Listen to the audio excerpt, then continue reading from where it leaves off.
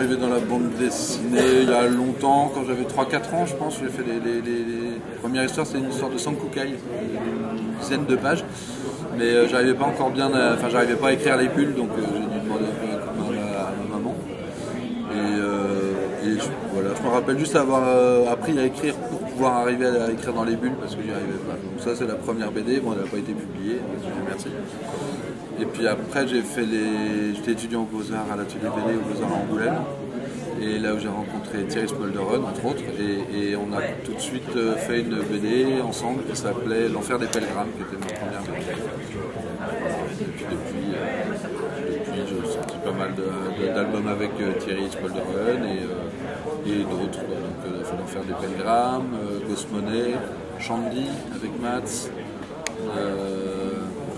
J'ai fait une BD Paris 2119 chez Rutzel avec Zeb. Et puis Monde Doré Verso.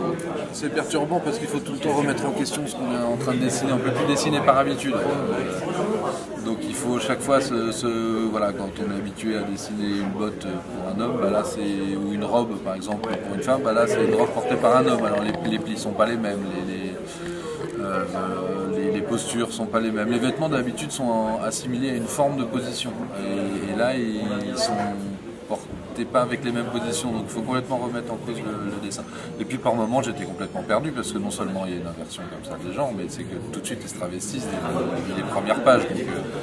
Donc c'est des hommes qui sont habillés en femmes, parce que voilà, c'est normal dans ce monde-là, mais sauf qu'ils se travestissent en hommes, donc c'est dans les deux sens. Donc chaque fois, chaque séquence, il y a une petite migraine à se dire mais attends, là où on en est où, donc voilà, donc ça c'est assez marrant. Mais c'est le sel de ce genre d'exercice, c'est pour avec Arnaud Le Gouefflec, pour nous-mêmes nous forcer à se poser la question tout le temps, à chaque instant se poser la question du genre. Et du coup s'apercevoir ah oui tiens c'est vrai que là j'avais pas remarqué, mais c'est genré, oui le langage est genré, oui plein d'expressions sont genrées.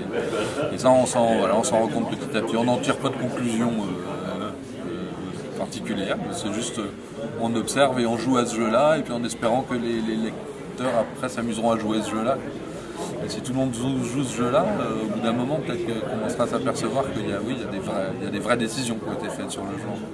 C'est ce que je préfère de très loin, le western. Donc c'est pour ça que je m'applique autant sur cette série. Tiens, à ce que ça soit westernement juste. Puis il y a tout ce que j'aime dessiner, les cactus, le désert, les fringues 1900, les chevaux. Enfin, en fait, tout est agréable à dessiner. Il n'y a pas une page où je me dis ah non, ça c'est chiant à faire. Non, tout est génial. Donc, voilà. Ça, je suis un fétichiste en fait du western. C'est une vraie pathologie. Si on fait le troisième, ça sera le dernier, mais on ne sait pas encore si on le fait. Mais si on le fait, ça sera l'apothéose. Mais ça bouclera le truc. Oui, j'ai commencé avec Jean-David Morvan.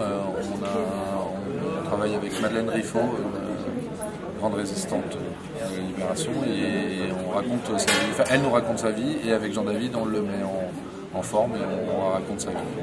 Un autre genre. Oui, là c'est plus. Mais c'est la grande aventure. C'est la grande aventure, et c'est aussi une partie de l'histoire.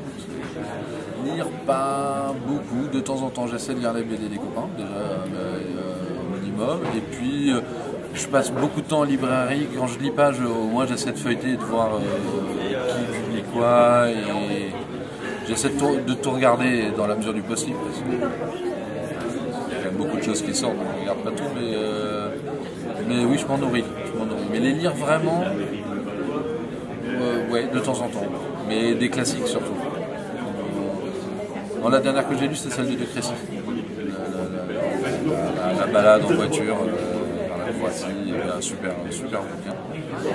Ça, c'est celle que j'ai lue là, juste avant de venir. Alors ça, je le fais avec pas mal d'auteurs, parce que je recopie beaucoup les autres, les anciens, pour me glisser dans leur peau. En recopiant, on se glisse dans leur corps en fait. Et c'est un exercice que j'aime bien faire. Mais je crois que ce serait Swinnerton. Swinnerton qui était...